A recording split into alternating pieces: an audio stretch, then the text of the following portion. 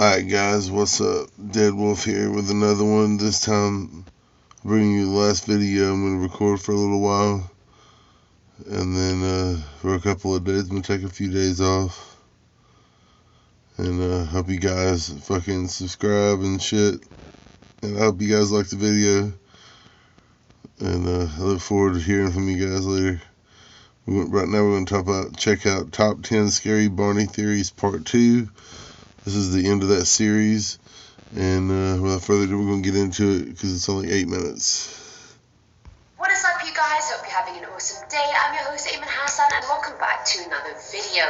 Okay, if I'm going to be 100% honest and real with you guys, I did not like watching Barney growing up. Not that there was anything wrong with the show, it just personally bored me. I was always waiting for Lizzie McGuire or Even Stevens to come on after, which meant I had Shout to out to Even Stevens and Lizzie McGuire. Was the very first I watched both of those. Can you just imagine 10-year-old me I'm 35. I have to sit through Barney to watch another show?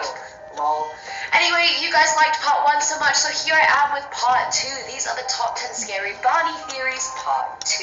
Starting us off with number 10 is 666. In the 2001 book titled Science Askew, it claims that Barney actually contained a chronogram of the number of the beast 666. Barney is most popularly described as a cute purple dinosaur. However, the book points out how the Latin alphabet uses the letter V in place of the letter U, thus making that sentence purple dinosaur, obviously with V's instead of U's. And if you take out all the letters that don't represent any Roman numerals, you're legit left with CVVLDIV.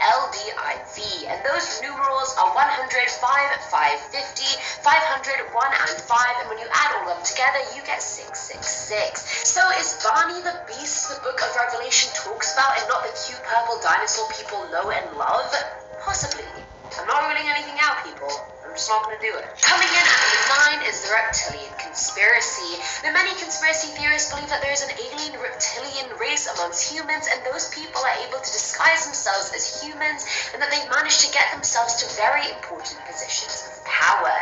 Now, do I believe this? No.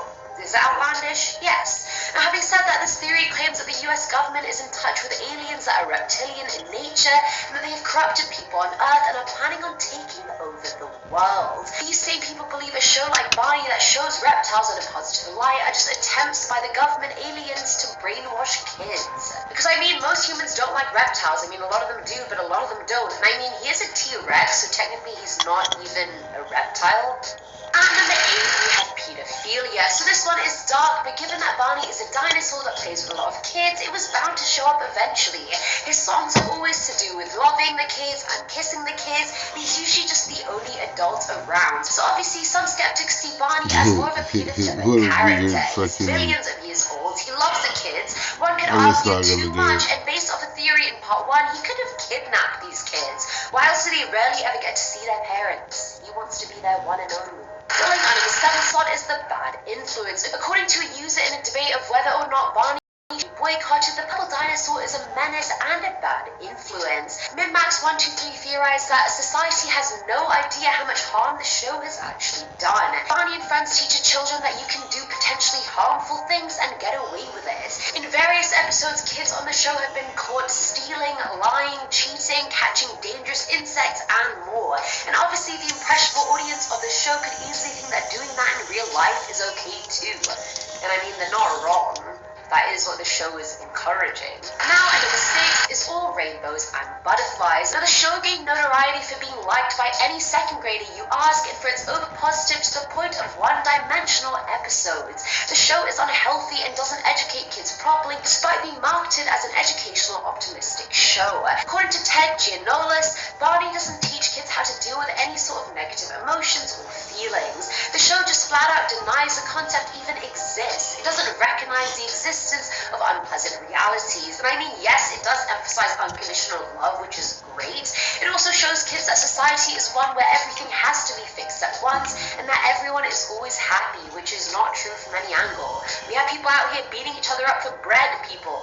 Trust no one. Coming in at number 5 are drugs part 1. Now, in part 1 of the series, we found out that one of the actors that played Barney was a drug addict that was found with coke stashed inside his costume. And I guess that inspired the train of drug-related Barney incidents that followed. Back in 1988, a drug-sniffing dog found 2 pounds of cocaine hidden inside a talking Barney doll in Texas. It was being shipped to Minnesota, and so police officers went to the address and ended up arresting 3 people for drug dealing. 3 years later, 4 members of a family in Charleston were arrested and pled guilty to conspiring to sell cocaine as well as other drugs after they were all found in another Barney doll. I'm guessing they were thinking, hey, if the big purple dinosaur does it, why can't I? And no, those weren't even the worst stories. There are more. And number 4 are drugs part 2. Get ready for the monstrosity that is this story. Back in 2004 in Pawtucket, Rhode Island, police officers found $2,000 stuffed inside a Barney doll. 13 grams of coke were also found inside another doll. More than 30 grams were found in a flower pot. And then they found weed in the dresser drawer. The apartment belonged to a family that included 5 children. And in a plot twist turn of events, it was their grandma and mom's boyfriend that ended up getting arrested and charged with possession and distribution. The kids were obviously taken from the family and went into the system. Oh, Barney, oh no, what's he doing? Going on number 3 slot is Love Breeds Hate. I honestly have the ending song ingrained in my brain. I love you, you love me, we're a happy family with a great big hug and a kiss from me to you. Won't you say you love me too? I don't know why I have to do the whole thing. We could have just added a clip in, but you guys know I love my acapella covers. But according to many people, the song didn't breed love, it breeded hate. Does anyone remember singing the really messed up version of the song as a kid, or was it just me? It was like, I hate you, you hate me, let's go out and kill Barney with a baseball bat and a 4x4, no more purple dinosaur.